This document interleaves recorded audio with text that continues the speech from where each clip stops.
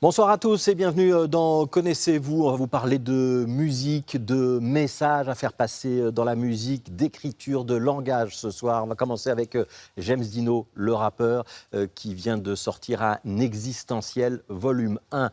On a ensuite rendez-vous avec Guy Cabet. Guy Cabet, c'est un percussionniste wallon. Il était très actif dans les années 70-80. Il a aussi chanté en wallon des chansons qui avaient quasiment disparu.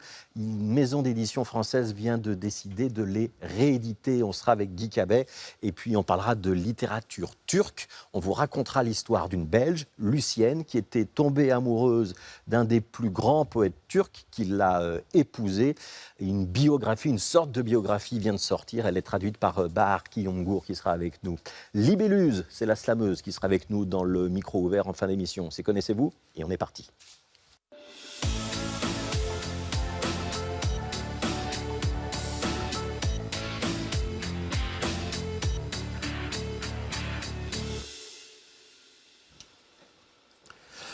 Bonjour James Dino. Bonjour. Comment allez-vous? Ben ça va, où est-ce que je m'assois alors? Vous avez déjà envie de vous asseoir? Bah je suis pas obligé, non, Non. je peux faire le tour. Un jeune comme vous, ça s'assied pas tout de suite quand même. Bah non, en plus je fais du sport moi monsieur. Vous faites du sport, un oui. esprit sain dans un corps sain. Bah j'essaye. Vous essayez. Comment on vous présente, James? Parce que c'est compliqué. On dit humoriste, on dit homme de télé, on dit rappeur, on dit chanteur. Il y a un petit peu de tout ça à la fois. Alors on va dire, pour utiliser le terme générique, on va dire artiste. Maintenant je me considère moi comme un musicien, y compris dans l'humour, parce que j'estime que c'est très lié à la musique. C'est une question de rythme, puis une question d'idée et d'interprétation. Donc je pourrais dire musicien, mais tout le monde ne comprendrait pas. Donc du coup, je vais dire artiste. Ouais. Et ça veut dire que les morceaux de rap que vous sortez, et on en entendra deux extraits tout à l'heure, Ouais. vous faites à la fois les textes et la musique? Oui, sur mes projets personnels, je fais tout.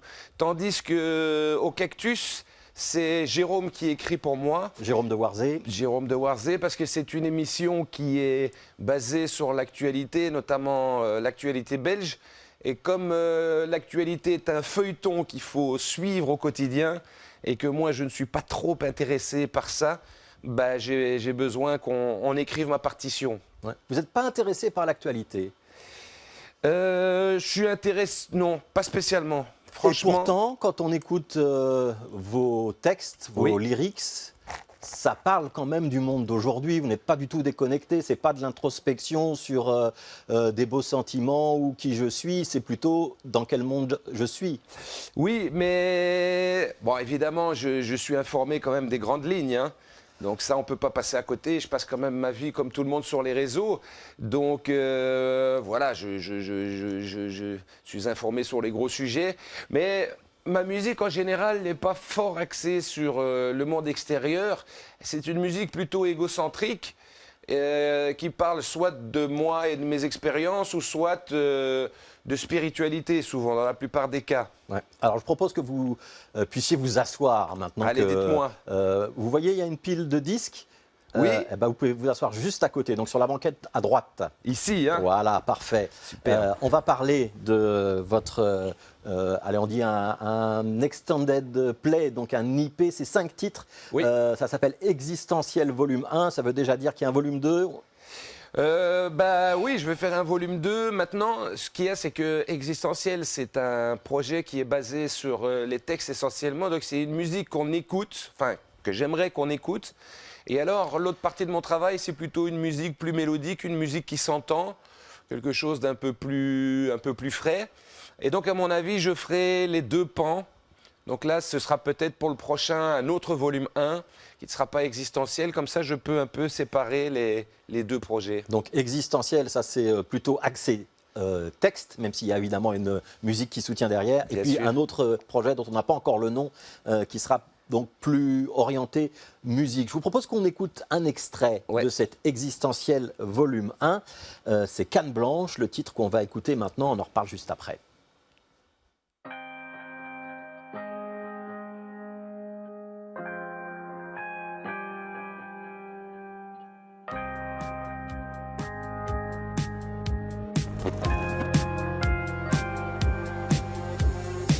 J'avance dans le monde comme Ray Charles, comme Stevie Wonder ou comme Gilbert Montagnier. Je me lève le matin, je ne sais pas ce qu'il m'attend.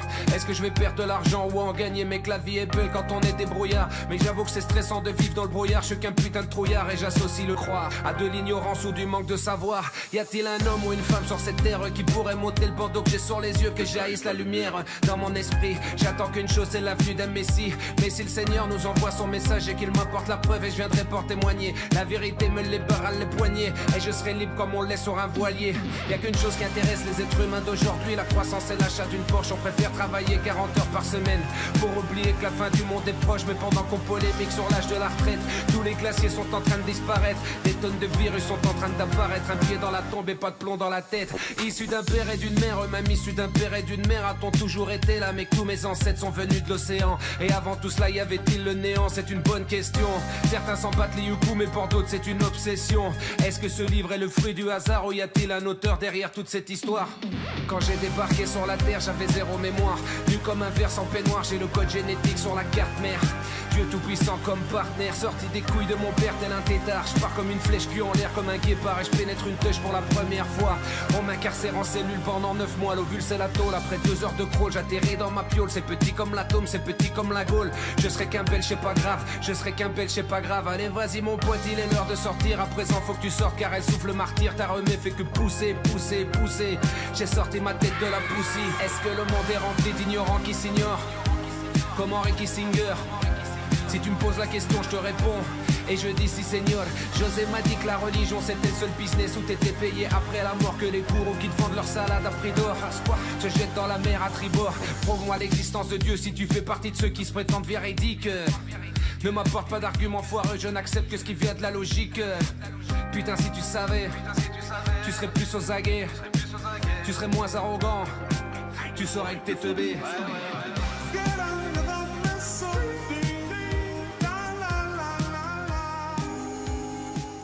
Tu saurais que t'es teubé. À qui s'adresse cette phrase, James Dino? Je dirais à l'humanité globalement, mais peut-être aux croyants qui sont un petit peu trop attachés à certaines choses. Et quand je dis croyants, je parle aussi des athées, parce que les athées affirment des choses dont ils ne sont pas au courant, c'est-à-dire que peut-être qu'ils ont raison, mais peut-être qu'ils ont tort. Et le fait d'affirmer que Dieu existe ou le fait d'affirmer que Dieu n'existe pas, sans aucune preuve, ça pose toujours un problème. Ouais. C'est quelque chose qui vous travaille, la spiritualité? Oui, ouais, bien sûr, oui. Moi, toutes mes chansons parlent de ça. Je crois que c'est mon sujet de prédilection. Oui. Et vous vous définiriez comment aujourd'hui, sur ce terrain-là? Alors ça, c'est une bonne question. Alors, entre les croyants, les athées et les agnostiques, je pense que la meilleure position, c'est, dans un premier temps, c'est l'agnosticisme, dans le sens qu'on ne sait pas. Donc, tant qu'on ne sait pas, il faut essayer de ne pas se prononcer, parce que les deux sont possibles. D'ailleurs, on parle des deux dans l'humanité depuis le début, mais on n'a pas encore reçu la preuve globalement, donc on attend la preuve. Vous attendez la preuve. Vous l'attendez vraiment ou vous pouvez vivre sans? On vit sans, bien sûr, parce que... globalement, on vit sans parce que, voilà, je le dis dans la chanson, quand j'ai débarqué sur la Terre, j'avais la mémoire à zéro, et c'est le cas de tous les humains. Donc on arrive sans aucune connaissance, et puis on découvre la vie avec ses plaisirs et ses malheurs.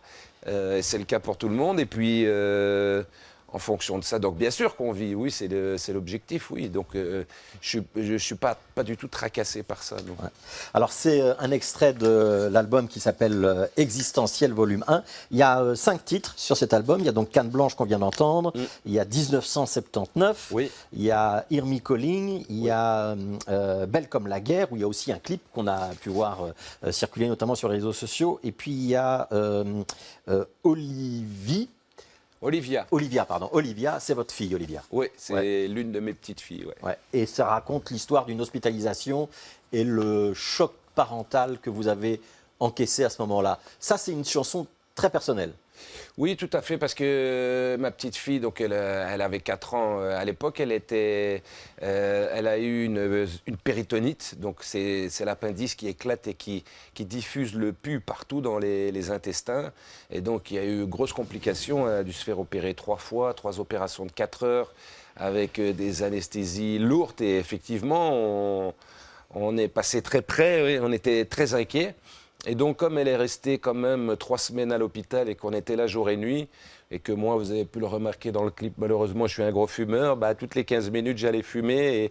Et quand je pars tout seul, j'ai toujours mes écouteurs. Et puis, bah, voilà, m'est venu ce texte. Et puis, je me suis dit que j'allais le sortir, quoi. Ouais, et vous dites dans cette chanson qu'on n'est jamais prêt à la perte d'un enfant. C'est quelque chose que vous avez redouté. Bah, bien sûr, ouais, non, je l'ai vraiment redouté parce qu'à la 3e opération, le médecin nous avait dit qu'ils allaient complètement sortir l'entièreté de ses intestins du ventre pour tout nettoyer, pour tout décoller parce qu'il y avait du pus partout. Et là, on se dit quand même que bon, l'intestin, c'est quand même une partie du corps qui est importante. Et donc là, en plus, c'est une opération qui a duré 4 heures sans qu'on sache ce qu'il en était. Donc là, franchement, ouais, je me suis posé la question. Ouais. Et c'est aussi une déclaration d'amour à Olivia, cette chanson. Est-ce que la famille, c'est quelque chose d'important pour vous? Alors, la famille, moi, j'ai pas vraiment connu d'ambiance familiale à titre personnel. Mais oui, c'est important. Et moi, j'ai la chance de n'avoir que des filles. Donc, je m'en fais un petit peu moins pour les fractures et tutti quanti, parce que les filles sont quand même, pas tout le temps, mais un peu plus calmes.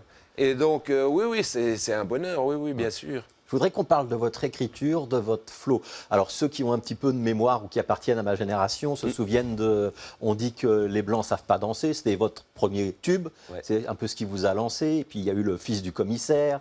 J'ai l'impression que votre écriture, elle est devenue plus nerveuse avec le temps et que le flow, votre manière de dire les textes, est de plus en plus rapide. C'est une fausse impression ou c'est correct? Non, alors, premièrement, c'est vrai que moi, comme je venais de Waterloo, que mon père était flic, que j'étais blanc, je me suis toujours senti un petit peu obligé d'exister par l'humour dans ce milieu, à mes débuts en tout cas. Et donc, avec le temps et l'acceptation de moi-même, et puis l'acceptation des gens aussi, du milieu et autres, je suis devenu de plus en plus moi-même, et il y a une part de moi qui est très sérieuse. Voilà, j'adore rigoler, j'adore être sérieux aussi, j'adore les sujets sérieux. Et c'est vrai qu'aujourd'hui, avec l'âge et puis la maturité, je suis devenu de plus en plus sérieux dans mes chansons. J'essaye de ne pas faire que ça parce que je sais qu'il y a une partie de mon public qui aime aussi l'humour. Et sinon, par rapport à la rapidité du flow, c'est que le rap a changé. Et le rap a notamment changé de BPM, c'est-à-dire qu'aujourd'hui, le rythme du rap a fortement diminué. Et comme les instrus ont diminué, le flow s'est fait un petit peu plus rapide. C'est un effet de contrebalancier, on va dire ça comme ça. Le dernier album, c'était 2012. Pourquoi est-ce qu'il faut plus de 10 ans entre 2 albums, James Dino? Parce que j'ai une certaine instabilité en moi et donc je change assez régulièrement d'avis. Et puis j'ai été aussi fort occupé par l'humour, que j'ai commencé en 2010, et puis j'avais un spectacle en 2015, donc il a fallu écrire mon one-man show, il a fallu le jouer beaucoup, puis il y avait le Grand Cactus, il y avait la radio, et donc voilà, j'étais un peu plus occupé par une autre forme de mon art. Ouais. J'ai lu quelque part que vous avez même envisagé de renoncer au pseudo de James Dino et de vous dire que peut-être une partie de vos activités, ça devrait être sous votre vrai nom avec le prénom d'Olivier, si je ne me trompe pas, et qu'il fallait peut-être distinguer les deux. C'est vrai, vous y avez pensé ou pas? De nouveau, ça fait partie un petit peu de la même chose et de la maturité. C'est que, voilà, quand on est plus jeune, moi j'ai commencé à rapper à 17 ans, et c'est vrai que je me disais à l'époque qu'Olivier, c'était un prénom occidental et de blanc, et je me suis dit, bon, dans le rap, ce sera peut-être pas terrible, et donc j'ai pris un pseudo. Très américain, en l'occurrence. Très américain, ouais, mais sans faire exprès, c'est lié à mon nom de famille.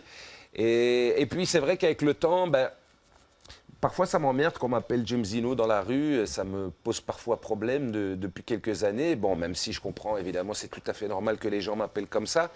Mais c'est vrai que si je devais recommencer, ou en tout cas les conseils que je donne à certains jeunes qui me posent la question, je leur dis assumez votre prénom parce que c'est beaucoup plus agréable dans la rue d'être appelé par son prénom que par un pseudo. Alors, il y a la publication de cet album, c'est autoproduit, hein, Oui. Existentiel volume 1. Il faut quand même vous suivre sur les réseaux sociaux, parce qu'on dit qu'il y a eu 10 ans sans album, mais il n'y a pas eu 10 ans sans chanson. Et si on vous suit, notamment sur YouTube ou ailleurs, allez, c'est tous les mois à peu près que vous mettez quelque chose. Je vous propose qu'on regarde la dernière chose que vous avez mis, en tout cas la dernière chose que moi j'ai vue, peut-être que j'en ai raté un, ça s'appelle Vautour. Dieu n'a pas Dieu, mais je peux te garantir qu'il voit tout, faut pas faire le fou sur la terre.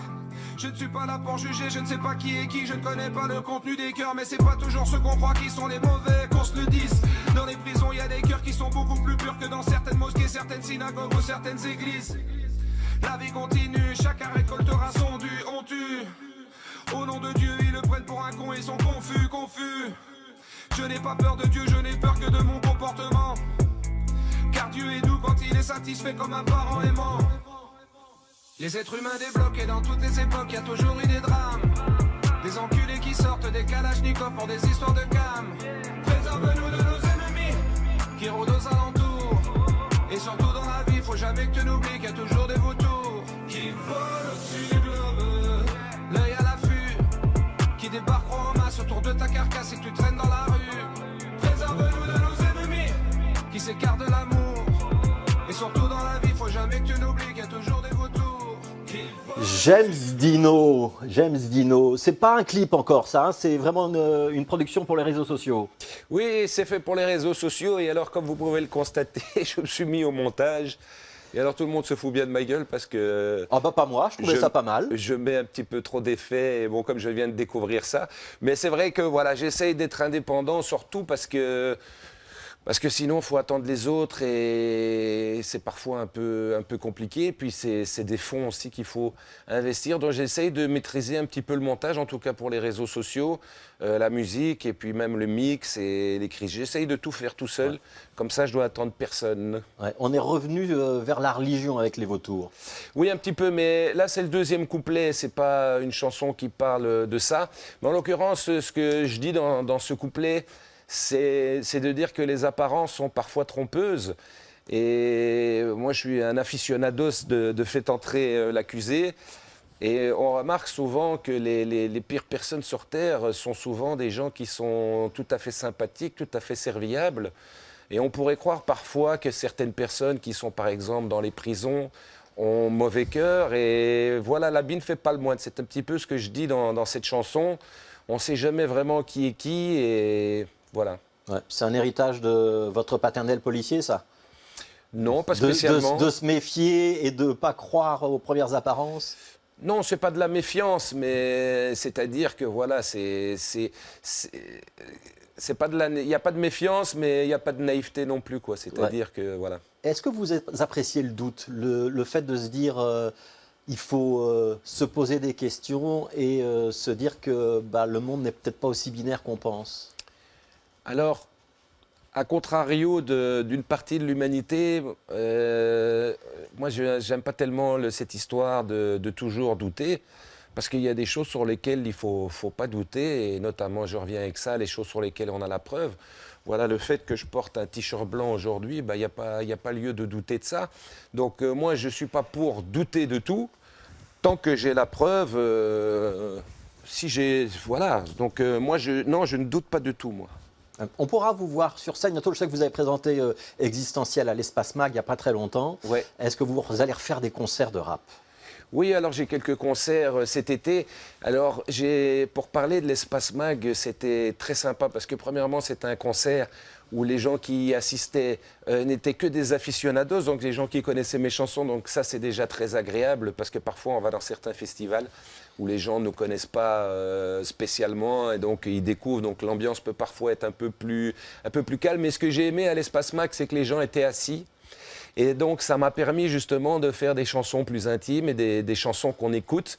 Et les gens sont alors mis dans des conditions d'écoute et ça, j'ai adoré ça. Et en même temps, sur les chansons qui bougent un peu plus, ils se sont levés. D'ailleurs, ils ont cassé l'Espace Mag parce qu'il faut savoir que là où les gens sont assis, reposent sur des gradins, sur une structure. Et on est passé à côté du drame parce qu'il y a toute une partie du truc qui s'est écroulée. Et donc voilà, Voilà, effectivement. bah, il y avait les Beatles et les Rolling Stones qui faisaient ça dans les années 60. Oui, Le public de James Dino fait ça dans les années 2020. On va accueillir un autre artiste. On va juste rappeler que ça s'appelle Existentiel Volume 1, Oui. que c'est autoproduit, qu'il faut l'écouter, que les textes de James Dino, je vais le dire, j'espère que ça ne vous vexe pas, ils ont gagné en maturité. Si vous avez l'image de Les Blancs ne savent pas danser, réécoutez James Dino aujourd'hui parce que c'est complètement différent. C'est du rap bruxellois et ça vaut le coup qu'on y jette non pas seulement une oreille pour faire bouger ses pieds, mais aussi une oreille pour alimenter son cerveau et son cœur. À votre gauche, James, il y a un vinyle. Est-ce que vous pouvez l'attraper? Oui. Est-ce que vous pouvez me dire de qui il s'agit? Il s'agit de Guy Cabé, j'espère que je le dis bien. Est-ce que vous le connaissez? Je ne le connaissais pas, je l'ai rencontré pour la première fois. Au maquillage il y a quelques minutes. Exactement. Eh ben, on va découvrir Guy Cabet. Ah bah superbe. Bonjour Guy, ça va? Je l'ai bien dit? Oui, mais je suis un peu plus petit, moi. Guy Cabé, tu veux mes chaussures pour les... Voilà. Guy, est-ce que vous pouvez vous présenter auprès de James? Ah. Mais je suis musicien et toute ma vie, on m'a demandé, à part ça, qu'est-ce que vous faites? Maintenant, je suis retraité et on me pose la même question. À part ça, qu'est-ce que vous faites? Non, j'étais musicien de jazz, j'ai enseigné au Conservatoire de Bruxelles. Je suis originaire de Verviers, Verviers-Spa. Ouais. Et j'ai vécu je suis né dans un petit village où les gens parlaient encore le wallon de Liège. Voilà. Donc, d'Idios, du wallon, d'Illich ou de Verviers, c'est quasi la même affaire. Et puis, quand j'ai fait des études de musicologie à l'université de Liège, et j'ai eu pour condisciple une dame, qui est devenue une dame maintenant. C'était une demoiselle à l'époque, mais on ne peut plus dire ça, je crois, hein, mademoiselle. Ouais, c'est dangereux, ça. Il y a des nouvelles règles. Voilà, il y a des nouvelles règles. Bah, c'était une demoiselle à l'époque. Qui s'appelle Françoise L'Empereur, qui a travaillé à l'RTBF. Et un jour, elle m'a téléphoné. Je faisais mon service militaire à l'époque, on était encore obligés. Elle m'a téléphoné en disant, on organise... Elle était devenue directrice des émissions dialectales. Elle m'a dit, on organise un nouveau concours de la chanson dialecte. Je sais que tu joues du jazz et que tu parles wallon. Est-ce que tu n'aurais pas l'idée de m'écrire 2 chansons? Je l'ai fait. Je ne vais pas chanter moi-même parce que je suis trop timide pour faire ça. Et bon, ça... Et puis ça a marché, et puis, Ça, vous, avez non, fini, non, justement. et puis vous avez fini par chanter vous-même. Ça n'a pas marché. Et l'année suivante, elle a recommencé. Elle m'a dit, est-ce que tu ne pourrais pas encore écrire 2 nouvelles? Et là, j'avais plus de chanteur. J'ai dit, je sais pas, c'était une crise de folie peut-être. J'ai dit, mais il n'y en a pas, je vais essayer moi-même. J'ai jamais eu aussi peur de ma vie. C'était en public, filmé à la télévision. Ah ouais. Et alors, pour la beauté de l'image, on avait mis le micro côté coulisses. Ok. Donc, communiquer avec le public quand on chante là, là, et que le micro est là, c'est un peu compliqué. Voilà. terrible. Voilà, Bon, on voit mais- que vous avez déjà un petit point commun, hein, c'est le passage par la télévision. Ah, ben oui. Est-ce que vous pourriez me dire ce que vous pensez du rap, Guy Cabet, et de ce que vous avez entendu de James Dino il y a quelques minutes? Ben, je vous ben, ça y est, en effet, wallon, mais Ah, on je va essayer- traduis, je traduis. Oui, il faut Je- parler aux Bruxellois aussi il faut- ici. Hein. il faudrait que j'en fasse en wallon, mais... Du rap en wallon, ça s'est déjà fait. Ah oui? Ouais. Oui, Ouais. J'ai jamais entendu. et même moi non plus. Est-ce que ça vous tenterait? James Dino, le wallon, c'est pas votre langue, vous, hein? Ben non, pas du tout. C'est ni ma génération. Moi, j'ai 2 parents totalement bruxellois en plus, donc oui, moi je comprends pas un mot du wallon. Je suis pas du tout familier avec cette langue parce que je l'ai jamais entendue quand j'étais jeune. C'est gentil de parler d'une langue. Parce que d'habitude, les gens parlent, c'est un patois. ou... Un Non, patois, non, ouais, ouais. c'est une langue. C'est une langue à part entière. Et le wallon de Liège est une langue qui est d'une musicalité absolument incroyable. C'est vrai? Ah, oui. J'en doute pas. Ouais. Faire swinger les mots, c'est important, Guy? Si ça ne swing pas, ça n'a pas d'intérêt. Voilà, bon, comme ça, Ben c'est oui, réglé. quand on est jazzman, si ça ne swing pas, bon, c'est pas intéressant. Alors, il y a une histoire avec vous, Guy, parce que vous avez 78 ans. Non, attendez. Hein. Non? Net, Vous êtes né en- comment vous dire, n'êtes- 73, 73, pardon. Je vous ai mis 5 ans dans la vue, toutes mes excuses. C'est pas grave. Mais par contre, le Pauvre Thiès, il était sorti en 78. Voilà. C'est ça ma confusion. Pauvre Thiès était sorti en 78. C'était devenu introuvable, ce morceau. Et alors la belle histoire, c'est qu'il y a un Français, il s'appelle Bertrand Burgala, qui s'est dit tiens, ça c'est un morceau que j'aime bien, je vais rééditer les œuvres de Guy Cabet. On va écouter sans doute votre morceau le plus célèbre en wallon de Liège, ça s'appelle Pauvre-Thiès et on en reparle juste après.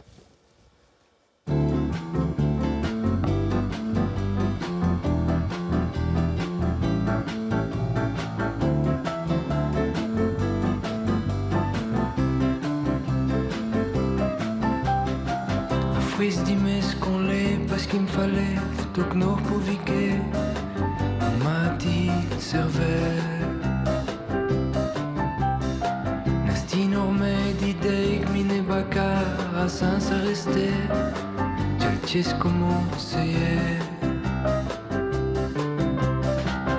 Tu crois qu'il y fait couper comme on l'a il fait couper. Tu crois qu'il y fait couper Kamolaka.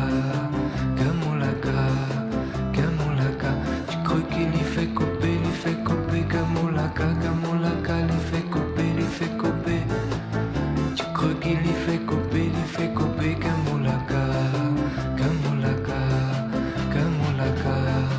Ake trikbal, ake mikmak, ake vochon, ake bazo, ake kayon.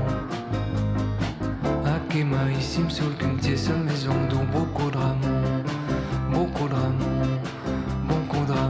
Tu crois qu'il y fait couper Kamolaka, il fait couper. Tu crois qu'il y fait couper Kamolaka. Pauvre-Thiès, voleur trop bien fait, on t'a gourdi, disquette fait péter. D'une kyrielle d'armes, on vend. Fallait tout à replay, tout étonné, ne râler y passer. Fallait finfler, servait, et coupe au plus. À cette heure, il y fait couper Kamolaka, il fait couper. À cette heure, il y fait couper Kamolaka. À cette heure, il y fait couper Kamolaka, il fait couper. À cette heure, il y fait couper Kamolaka.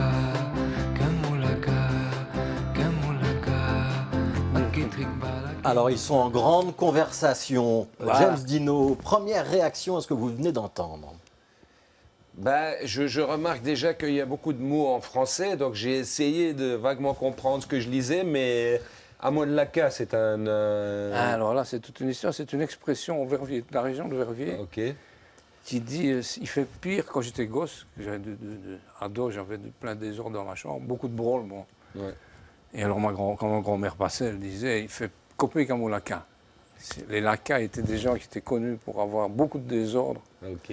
Mais c'est la légende, on ne sait pas exactement de qui il s'agit. Bon. Effet copé, c'est quoi? Et ça veut dire qu'il fait encore pire que chez les lacas. Ah. Il fait encore pire que chez ces gens qui ont Chez- beaucoup de branles. D'accord. Et je ne sais pas, j'ai écrit ça en 30 secondes, je crois. Ouais. Oh. Le refrain, hein, Ouais. parce que le couplet, ça m'a pris beaucoup plus de Ouais, temps. ouais, ouais. James, il y a une feuille sur votre gauche. Parfois, les chansons s'écrivent très très vite. Il y a une feuille, il y a une feuille avec du texte. Vous pouvez la prendre? Vous pouvez me lire la première strophe? A voice, on dit ça? A voice? A voice? Un fouesse. A fouesse, dit Mescolé, pas qu'il me falle, toc nox povique. Et c'est plus difficile à dire que du chinois, ce truc. Ouais. On m'a-t-il servé? Servez, le cerveau. On m'a-t-il servé? Ouais. Mon petit cerveau, ça veut dire. Ouais. Nasten armei d'idées qui mouen bacaracine s'arrester. Bon, je pense que Guy, vous pouvez formidable. donner des cours de wallon. Vous pouvez donner des cours de wallon à Vous voyez James. que Il y a un petit peu de boulot encore. Ouais, je Donc, suis c'est- pas du tout familier. Un ouais. fouesse dit mais ce qu'on l'est, parce qu'il me fallait Toknor pour viquer. C'est-à-dire, à force de vouloir m'enseigner des choses, mais ce qu'on l'est, aller à l'école, Ok. parce que je devais tout savoir pour vivre, on m'a brûlé le cerveau. Ok. Il y a une armée d'idées qui se fait la guerre dans ma tête, j'ai la tête comme un seau. En fait, l'histoire, c'est un texte d'actualité, bon, c'est les cours qui ne servent à rien à l'école. Bon. Ah ouais, c'est ça. Et Et alors, c'est formidable d'entendre dire le wallon par quelqu'un qui ne le connaît pas. Ouais, parce que comme ça, en plus, à la lecture, je crois que c'est encore plus compliqué. Non, mais pour quelqu'un qui parle français, s'il fait vraiment attention. Oui, il y a plein de mots mais c'est une langue latine. Hein. Oui, bien sûr. Ouais, c'est vrai que mescoler, j'aurais pas pensé, mais c'est vrai que c'est tout à fait logique. Et donc, Pauvre-Thiès, ça raconte l'histoire de la rébellion un petit peu du fait qu'on essaye de nous bourrer le cerveau et de nous incurgiter plein de savoirs dont on n'a pas besoin. Tout à fait. Mieux vaut une tête bien faite qu'une tête bien pleine, dit-on. Ben, c'est ça l'histoire. C'est vrai que j'ai ma fille de 11 ans qui va à l'école et qui a un sac, mais qui est d'une lourdeur pas possible. Ils ont des trucs comme ça. Puis ils apprennent des choses qui... Parfois je me dis, mais pourquoi je préférais qu'ils apprennent à se faire à manger que ce genre de choses. Mais enfin bon, c'est pas nous qui décidons. Ce qui est fou, c'est que maintenant, ils ont des sacs énormes, très lourds. Alors que tous les adultes ont un petit appareil dans leur poche qui s'appelle un smartphone. Et alors, pour faire la petite parenthèse, elle est partie en excursion hier. Et donc, pour faire des photos, ils doivent apporter un appareil photo. Et pour écouter de la musique, ils doivent apporter un MP3. Sauf que ma fille, elle n'a jamais vu un MP3. Elle ne sait pas ce que c'est. Un appareil photo non plus. Donc, et ils ont tout dans le téléphone, mais ils ne peuvent pas. Donc, et une machine pour lire les vinyles, ils ne savent plus non plus ce que c'est. Oui, ça revient, attention, ça revient très... Très à la mode. C'est très chic d'ailleurs aujourd'hui. Ouais. Je voudrais qu'on parle un peu de votre musique, Guy, parce que, on aurait presque pu penser que c'était du brésilien si on n'avait pas su que c'était du wallon. Il y a un petit côté brésilien dans cette musique-là. Mais ce qui a fait le miracle, c'est que le wallon de Liège, ça ne fonctionnerait pas avec du wallon de Charleroi ou du Picard. Le wallon de Liège utilise beaucoup de sonorités qui ressemblent au brésilien. Les Jiva, Jiso, Ja. Et alors, comme c'est une langue orale, il y a des possibilités d'élision formidables. Si je parle français, je dis je vais commencer. En wallon, ce serait j'y va qui m'a assis. Sauf qu'on ne prononce pas qui m'a assis, on prononce j'y va que m'a assis. En français, on ne dirait jamais je vais commencer. Bon. J'y va que m'a assis.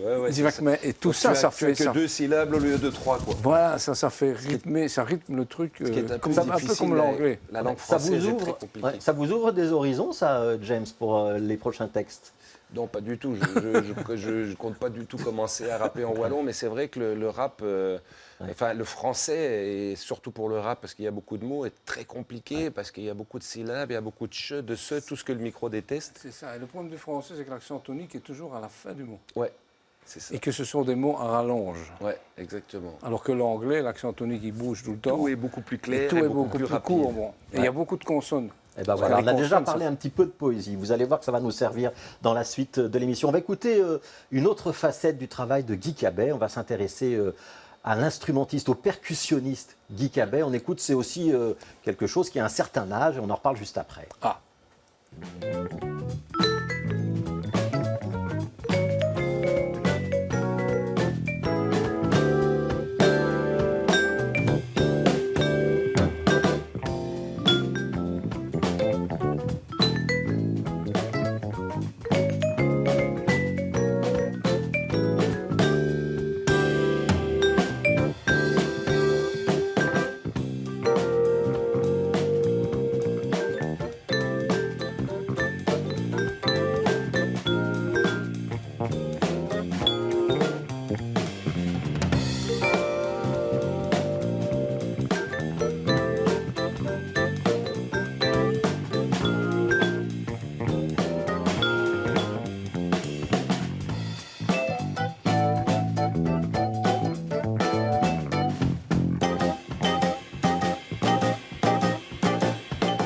Alors, Guy Cabet, est-ce que vous pouvez nous expliquer ce qu'on vient d'entendre?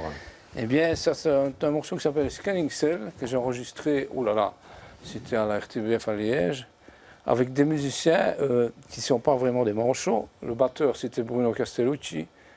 Qui a accompagné notamment Toots Thielemans. Voilà, le pianiste Michel R. et le bassiste Michel Anzi-Giorgio. Oui, qu'on peut retrouver dans Akamoun, par exemple. Tout à fait. Donc la fine fleur du jazz. Vous êtes toujours un jazzman aujourd'hui, vous continuez à vous produire? Je me produis encore, mais attendez, j'ai fait ça toute ma vie, je ne peux pas abandonner le jazz. Il n'y a pas de retraite dans... Par contre, je fais peur à tout le monde. Si je propose des spectacles, j'utilise 2 mots qui font se sauver les gens. C'est quoi? Jazz ça fait peur. Et wallon, ça fait encore un peu plus peur. Ah ouais, les deux ensemble, Les deux vrai qu'on se ensemble, dit, oh là là. c'est difficile. Enfin, c'est peut-être le côté des deux ensemble qui attise la curiosité. Ouais. Alors, possible. on voit la pochette de Cabécéder, hein, donc c'est quoi? On va dire une rétrospective qui est publiée par Tricatel, donc c'est quand même une maison de disques française qui est venue chercher un wallon de Liège pour lui offrir une rétrospective et la réédition de ses œuvres. Il y a deux autres pochettes, si vous pouvez les prendre. Vous pouvez prendre les deux autres pochettes et les montrer aux caméras, si vous voulez bien, James. Et il y a une espèce de filiation, on a repris les visuels des pochettes de l'époque pour le Cabécéder qui sort maintenant. Hein. C'était les originaux. J'aime beaucoup le titre, Cabécéder. C'est pas une idée à moi, mais... Cabécéder, excellent. C'est Et il y assez avait amusant. encore les partitions alors derrière. Non, il y avait les textes, Ah. avec des traductions. Voilà. Donc ça s'appelle Cabécéder, ça paraît sur le label Tricatel en vinyle. C'est évidemment disponible également sur les plateformes. Ce Quand qui- je dis c'est disponible, ça va être la semaine prochaine, je pense, la sortie officielle. hein. La sortie officielle, c'est le 29 juin et je chante à Paris. Ce qui est formidable, c'est que les Wallons ont oublié ça pendant 40 ans et que ce sont les Parisiens qui redécouvrent le truc. Voilà. Le problème de la Wallonie, c'est que c'est un peu on a un peu peur de soi-même. On a peur de se montrer, les Wallons. On a peur de ce qu'on fait, on a peur de la langue qu'on parle, on a peur de tas de choses et c'est un peu dommage. Bon. Mais est-ce qu'il ne serait pas intéressant, pour saisir le sens, de le chanter en wallon et de le faire quand même sous-titré en français pour pouvoir déjà l'apprendre et se dire tiens, tel mot, c'est vrai Ah ouais, qu'en mais fait, dans les originaux, il y a les les textes traductions. wallons et les traductions. Ouais, c'est Mais toujours dans le agréable. disque, il y a des résumés, parce que ça prenait beaucoup de place. Par Quand contre, je parle pour les shows, moi. Ah oui, mais si, ce serait intéressant. Ah ouais, mais ouais. d'ailleurs, j'en ai fait un. J'allais sur YouTube, Ouais. pendant le Covid, tout le monde a créé. Et moi, j'ai réécrit des paroles sur cette chanson-là, qui parle du Covid. Et qui Ouais. dit, Ah ouais, d'accord. il y a une petite bête qui court partout, dans une sale petite pièce. On ne la voit pas, mais elle est très dangereuse. Pour bien ça appelé ça. Alors. C'est pour l'aide biès. L'aide Ça veut biès. dire Ah, sale l'aide, bête, oui. l'aide biès. Les biès. Et ça dit, et c'est la faute au corona. Ce n'est plus fait compliquément la cas, et c'est la faute au corona. c'est la Virus, faute au si corona. vous allez. Mais ça, j'ai enregistré chez moi tout seul. D'accord. Et ça se trouve sur les réseaux sociaux. Si on fait une petite recherche, on va suivre Guy Cabet, qui devient donc tendance grâce à un label parisien. Et donc il y a un concert à Paris pour le lancement de cet album Cabécéder, mais on ne doute pas qu'il y aura à la rentrée ou à l'automne ou à l'hiver des concerts aussi en Belgique pour présenter cet album Cabécéder sur le label Tricatel. À votre gauche, James, il y a un bouquin. Oui. Vous pouvez le prendre, me dire de quoi il s'agit en regardant la couverture. Alors, Lucienne est le poète ottoman. Un amour dans les ruines d'un empire. Comme ça, allez, vous pensez que ça raconte quoi? Eh ben, Rien qu'en regardant j'imagine la que couverture. c'est la fin de l'Empire ottoman, le déclin de l'Empire ottoman, et Ouais. ça raconte l'histoire d'amour. Il doit y avoir certainement une complication dans ce Ouais. couple. Ouais. Donc voilà, j'imagine que c'est ça. Guy Cabet, qu'est-ce que vous imaginez, vous, quand vous regardez cette couverture?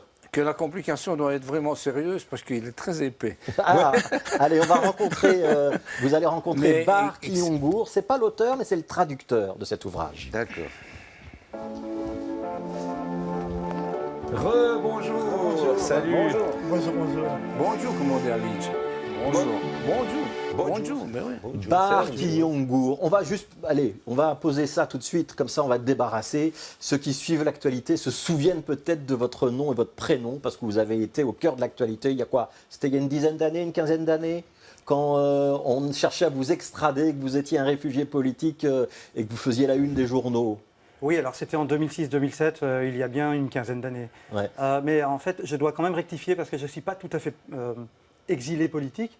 Je suis né en Belgique, d'un père qui a travaillé dans les charbonnages en 63 et d'une maman qui était paysanne et qui s'est installée en Belgique en 73. Et donc c'est par ma politisation, par le biais justement de mes vacances en Turquie, que je suis devenu peu à peu la bête noire du régime qui s'installait en Turquie, en l'occurrence celui d'Erdogan. Et effectivement, j'ai été menacé d'extradition et j'ai fait la prison dans plusieurs pays. Mais fort heureusement, les autorités judiciaires ont chaque fois rejeté la demande turque. Et finalement, Interpol a même fini par radier mon nom de son listing en 2014. Voilà. Donc la bataille a été dure. mais j'en suis sorti Alors sain ça, et c'est sauf. ouais, ça, c'est l'histoire ancienne et on n'est pas là pour parler de ça aujourd'hui. On est là pour parler de votre activité de traducteur. Parce que Lucienne et le poète ottoman, c'est sorti il y a déjà 12 ans, si je ne me trompe pas, en langue turque. Et c'est vous qui le traduisez en français. Pourquoi est-ce qu'il a fallu attendre si longtemps? Alors, il est sorti en 2010, donc il y a 13 ans en langue turque, et l'auteur n'est personne d'autre que Can Dündar, le grand Can Dündar, un journaliste turc actuellement persécuté par le régime Erdogan, exilé à Berlin, qui a failli être assassiné d'ailleurs au moment où il comparaissait à Istanbul dans l'affaire de transfert d'armes à partir de la Turquie vers les groupes djihadistes dans le nord de la Syrie. Comme il a fait toute une enquête sur ces transferts d'armes qui étaient parfaitement illégaux, s'agissant de secrets d'État qui ont été révélés par ce journaliste, il est devenu à son tour la bête noire du régime et un individu qu'on n'a jamais réussi à clairement identifier a failli l'assassiner, donc il a tiré plusieurs balles et c'est l'épouse de Can Dündar, donc Madame Dilek Dündar, qui s'est interposée et qui a empêché l'assassinat. Donc Can Dündar est un journaliste d'une énorme gentillesse, d'une énorme humilité. Et c'est un auteur prolixe également parce que il a écrit plus de 40 livres. En 2010, il a publié son œuvre préférée, donc l'histoire de Lucienne. Ouais. Alors on va raconter l'histoire de Lucienne. Est-ce qu'ils ont vu juste James et Guy, ou est-ce qu'ils sont complètement à côté de la plaque lorsqu'ils parlent d'une histoire d'amour compliquée? Non, je pense qu'ils sont parfaitement dans le sujet. C'est-à-dire? Effectivement, Lucienne avait 18-19 ans quand elle a fait la connaissance du plus grand poète ottoman de l'époque. En fait, en 1912, donc il y a 111 ans, la Turquie n'existait pas encore. Il s'agissait de l'Empire ottoman. Et donc, lors d'une réception qui s'organisait ici à Bruxelles, cette jeune femme qui était extrêmement éduquée et qui s'apprêtait à étudier sans doute à l'Université libre de Bruxelles, a fait la connaissance de ce poète qui était en même temps diplomate et elle est tombée follement amoureuse de lui. Ouais, alors c'est une histoire vraie, hein, on précise tout de suite. Et je signale à Guy que Lucienne, elle vient de Liège. Ah ben, c'est une bonne idée.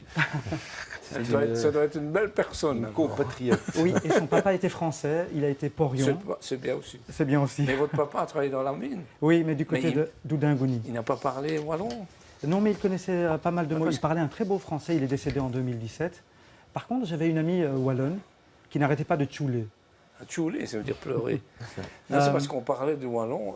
Quand les Italiens sont arrivés à Liège, mais pas seulement à Liège, ils parlaient wallon avec les mineurs. Et on appelait ça l'espéranto des mineurs. L'espéranto des mineurs. L'espéranto des mineurs. Ouais. Alors, mon père a quitté la mine après 18-19 mois.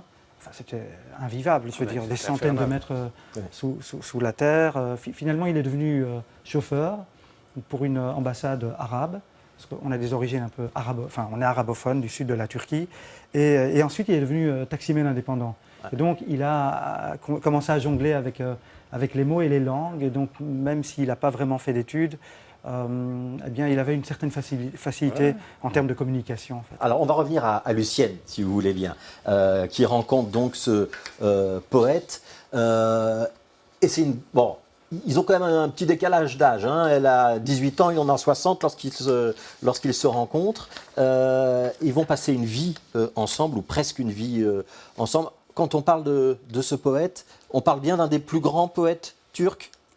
Absolument. Alors pour l'époque, c'était la superstar. Quand il allait dans l'Empire, donc à Constantinople, comme on l'appelait à l'époque, il y avait un club de fans qu'on appelait les Hamid Perestler. Alors son nom nous dit rien, nous, Belges, mais en Turquie, en tout cas dans la Turquie ottomane, quand on parlait de Hamid, ou plutôt de Abdülhak Hamid, ou pour dire son nom complet, Abdülhak Hamid Tarhan, c'était le plus grand poète de l'époque. Et donc les Hamid Perestler, donc le club de fans de Hamid, allait le rencontrer quand il débarquait à Constantinople. Il donnait des réceptions, il était adulé par une grande partie du lectorat, bon, la population pouvant parler l'ottoman, parce que la langue turque n'était pas celle qu'on parle aujourd'hui. C'était une langue très compliquée, très élaborée, mélangée avec des mots arabes et des mots persans. Et donc, en fait, c'était un langage très baroque, très pédant. Et son style de poésie n'existe plus. Alors pour les Turcs actuels, bon, ceux qui font l'école connaissent Abdülhamid Tarhan. Il est surtout connu à travers un de ses poèmes cultes, hein, c'est Makber, dont on a fait une chanson il y a des dizaines d'années de cela. Et donc Makber est encore assez chanté. C'est une chanson très triste. Makber veut dire le tombeau. Et donc il parle d'une de ses conquêtes qui a perdu sa vie. Et donc voilà, c'était un homme qui tombait facilement amoureux, un peu trop d'ailleurs. Il est devenu fou amoureux de Lucienne. Elle a décidé de l'accompagner. Il a été rappelé parce qu'il a connu quelques phrases que c'était un personnage. Oui, c'est pas le mari le plus sympathique qu'on puisse rêver. Hein. En effet. Il a un petit penchant vers la bouteille. Il est parfois un petit peu possessif, jaloux, colérique. Mais par contre, il fait rencontrer Lucienne. C'est quand même une histoire incroyable. Et elle est quasiment inconnue en Belgique, cette jeune liégeoise, hein, donc Marie-Lucienne Sacré de son nom complet, qui part vivre en Turquie avec cet immense poète qui va rencontrer tous les dirigeants turcs, les poètes, les hommes de lettres, Atatürk, et qui va vivre la guerre de 14-18 et tout ce qui va se passer dans les années 20, dans les années 30 à ses côtés. C'est quand même une destinée incroyable. Hein. Ah oui, dans ce récit, en fait, on voyage à travers les empires centraux. Hein. Pendant la Grande Guerre, l'Autriche-Hongrie et la Prusse, hein, l'Allemagne prussienne, étaient alliées à l'Empire ottoman. Et donc, il y avait cette voie ferrée qui reliait en quelque sorte Berlin à Vienne, à Budapest et jusqu'à Constantinople, Istanbul. Et donc on va les suivre dans leur péripéties. Leur amour est absolument extraordinaire. Et effectivement, elle a rencontré les plus grands, non seulement ceux de l'ancien régime ottoman qui était à son crépuscule, mais également le gouvernement jeune turc qui est un gouvernement intermédiaire entre la Turquie kémaliste, entre la République et l'Empire qui précédait. Donc c'est un gouvernement nationaliste, mais qui faisait plus ou moins bon ménage avec le palais, et qui va se rendre coupable d'ailleurs du génocide contre les Arméniens en 1915. Et donc elle vit tous ces événements, elle rencontre tous ces personnages, certains extrêmement discutables, mais elle va quand même continuer à s'accrocher à cet homme qu'elle aime de toute son âme. Et lui aussi, il n'arrive pas à se passer d'elle, elle n'arrive pas à se passer de lui. Et c'est un peu comme l'un des poèmes d'Ovide, où il dit je ne peux pas vivre ni avec toi ni sans toi, en quelque sorte. Donc il y a un rapport qui est une magie dans ce couple qu'il est difficile de comprendre, parce qu'il y a ce décalage en termes de génération, en termes de langue aussi, parce que elle débarque dans l'Empire ottoman, elle ne parle pas un seul mot de turc, mais elle a la chance d'être entourée de poètes, de grands hommes de lettres qui lui enseignent la langue turque. D'ailleurs, elle dit que le premier mot qu'elle a appris en turc, c'est le mot harp, ou bien savaş, c'est-à-dire la guerre. Alors harb veut dire la guerre en arabe et en ottoman, et savaş veut dire la guerre en turc. Ouais. James, est-ce que l'histoire, les grandes épopées historiques, c'est quelque chose qui vous parle ? Oui, moi j'adore l'histoire et de manière générale, je suis fort intéressé par ça. Je regarde beaucoup de documentaires. Je ne regarde d'ailleurs que des documentaires et j'aime bien les histoires vraies aussi. Je préfère largement les histoires vraies aux fictions. Ouais. Alors on a parlé de poésie tout à l'heure, James et Guy. Dans l'ouvrage de Can Dündar, donc Lucienne et le poète ottoman, il y a beaucoup d'extraits de poèmes, Bahar Kimongur. C'est une volonté d'avoir reproduit les textes de Hamid. Et puis on va signaler quand même que Lucienne, elle a aussi écrit. Elle avait notamment écrit des lettres à Hamid, et ces lettres, ça a été publié à l'époque. Ça a été un peu oublié, mais ça a été un petit succès de librairie quand même. Oui, absolument. Donc d'abord, Abdülhamid, le grand poète ottoman qu'on surnommait Shair al-Azam, le poète suprême, était vraiment adulé par les clubs, par l'élite ottomane et turque. Mais Lucienne aussi savait très bien écrire. Elle a écrit en français, elle a écrit toute une correspondance, parce qu'à un moment donné de sa vie, elle a dû se séparer de lui. Wow. Je ne dirai pas tout. Et donc, quand elle l'a retrouvé, il y avait ce trésor littéraire, donc ces lettres qu'ils se sont échangées. Et Hamid lui dit, il est temps peut-être que tu compiles toutes ces lettres et fais-en un livre. Et effectivement, donc, le livre a été publié à Istanbul dans les années 40 Et c'est vraiment une compilation donc de lettres. Et on voit que sa plume est vraiment très, très, très, très étoffée. Elle a beaucoup de vocabulaire, des figures de style qui sont peut-être un peu désuets aujourd'hui. Mais en tout cas, elle savait très bien écrire, elle était très bien entourée. Elle était la muse de Abdul-Haq Hamid, parce qu'il faut savoir que pendant des années, il a refusé, pour des raisons politiques notamment, d'écrire. Et c'est véritablement Lucienne qui lui a redonné la flamme, l'envie qu'il a inspiré pour réécrire, en fait. J'ai une question, la lettre était en turc ou en français? Alors, elle a appris le turc très rapidement, mais il semblerait qu'ils aient communiqué à la fois en français et en turc. C'est-à-dire que Abdul-Haq Hamid, lors de ses missions diplomatiques en Europe, à Bruxelles notamment, il avait appris le français. Quand il était plus petit, il s'était installé à Paris, il avait suivi des cours de français à Paris même. Et d'ailleurs, il a même fréquenté Victor Hugo, il en parle dans le livre. Donc c'est vraiment une sommité inconnue au bataillon en Belgique. Et donc, si j'ai traduit, et si Jan a eu l'intelligence d'insérer ses poèmes, c'est aussi parce qu'il donne une idée de la personnalité, de l'identité en fait de ce personnage qui vit à travers ses poèmes. Et donc c'était assez intelligent de les insérer dans ce récit presque doublement biographique, puisqu'on suit à la fois Hamid et Lucienne, et on comprend en fait le personnage, on entre dans les arcanes de son esprit, extrêmement compliqué en fait. Un peu torturé. C'est un amour, oui, assez tourmenté. Un peu torturé. Et un personnage assez tourmenté également. Ouais. Oui. On ne sait pas si Lucienne parlait le wallon de Liège. Ça, c'est pas écrit en tout cas. À mon avis, elle le parlait. À mon avis aussi. Ah oui, à cette époque-là, elle le parlait. Ouais. C'était Est-ce que la vous langue. êtes sensibles à la poésie l'un et l'autre? Est-ce que vous pouvez vous considérer comme des poètes, ou est-ce que c'est pas un mot que vous acceptez d'endosser? James.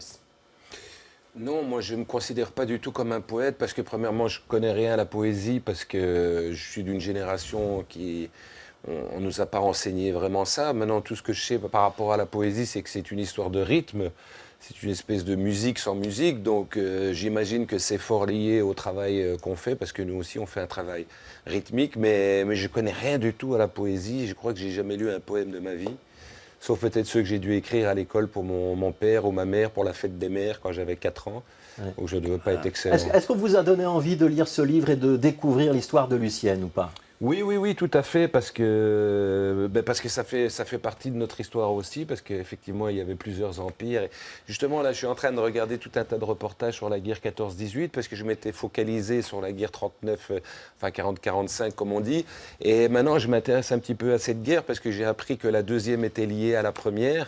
Et donc, effectivement, oui, ça m'intéresse, oui. Ouais, lisez Lucienne, vous allez peut-être comprendre des choses sur ce qui se passe en Turquie aujourd'hui, ou des choses sur ce qui peut se passer dans les Balkans ou dans cette partie orientale de l'Europe. Guy, est-ce que je peux dire que vous êtes un poète ou pas? Je suis un mauvais poète, si vous voulez. Pourquoi mauvais? Je ne sais pas, parce que la poésie, c'est parfois très évident et parfois tellement hermétique que... Un petit peu comme le jazz et la pop musique. Voilà. Mais par contre, il y a un poème très intéressant que nos amis pourraient lire. C'est il y a 6 vers, je crois. C'est un poème, moi je ne le connais plus par cœur, mais c'est un poème en wallon écrit par quelqu'un qui s'appelle Guillaume Apollinaire. Il a écrit en wallon? Il a écrit en wallon, Guillaume ça il faut le Apollinaire. savoir. Il a vécu à Stavelot, sa mère jouait au casino de Spa, elle est venue habiter à Stavelot, il a vécu à Stavelot, et il s'est amouraché d'une Stavelotaine qui s'appelait Marie. Il a écrit un petit poème, Mareille, qu'on peut trouver qui a été publié. Bon. L'histoire de Guillaume Apollinaire et de Marie et l'histoire de Lucienne et de Hamid. Dernière question pour vous, Bahar Kim Yong-gur. Vous avez entendu tout à l'heure Guy Cabet et vous avez entendu James Dino. Ils se disent pas poètes, ils ont la modestie de dire non, on n'est pas poète. Ils sont quand même pas les poètes de 2023? Si, je trouve que oui. Parce que rester attaché à sa langue, à une langue qui est sur le point de disparaître malheureusement, c'est une expression d'amour. En tout cas, elle n'est pas en vogue et même si... Non, mais elle fait partie du patrimoine immatériel de l'humanité. Absolument. Et il y a un historien, ou un anthropologue plutôt, américain, dont j'ai oublié le nom, qui a dit, il parlait des dialectes d'Amazonie qui se perdent Et il a dit, chaque fois qu'un dialecte se perd, c'est une fenêtre qui se referme sur l'univers. Tout à fait. C'est tout à fait ça. C'est pour ça que je trouve que vous êtes vraiment un poète, comme toi, Olivier. Tu es un véritable poète. J'aime beaucoup ta plume. Et je trouve que vous êtes... un rimeur. C'est de la poésie, c'est de la poésie. Alors il y a d'autres formes de poésie. Il y a celle qui se vit, qui ne se vit pas forcément à travers l'écriture. Il y a une manière d'être qui peut être poétique aussi. Je trouve que quand on touche à l'art et quand on est sensible et quand on est amoureux, on est quelque part poète. Et ben voilà, ce sera le mot de la fin. Lucienne et le poète ottoman, c'est aux éditions Luc Pire. Et on va découvrir une autre plume et une autre poète, ou peut-être poétesse. En tout cas, slameuse, ça c'est le terme officiel pour vous présenter Libelluse, qui est l'invité de notre micro ouvert.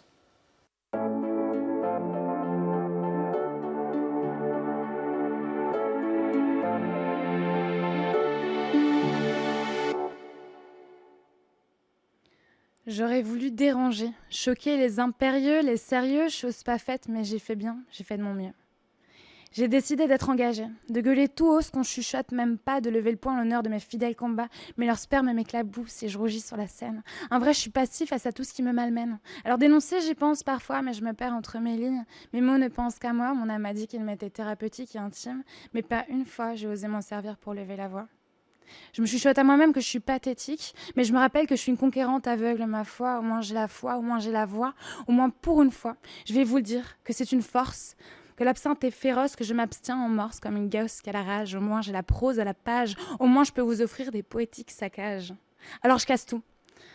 C'est dans la vie, le vide, l'esprit, l'ailleurs, l'ici, la ferveur, la rancœur d'une fille sarcasme, d'une fille qui saccage ses ancrages et ses écrits en l'honneur de la vie. Un petit cancer s'est pointé en route. 19 ans, toutes mes dents, mais une tumeur qui outre, qui délie les langues et les pentes ardues, qui malmène, si de ma déviance ou de mon inadaptation à l'existence selon ta préférence, qui m'offre enfin tout ce qui m'est dû. Une introspection bien hard et finalement j'ai rien perdu, même pas la vie. En tant que femme, ça a été compliqué. Ah si, je te jure.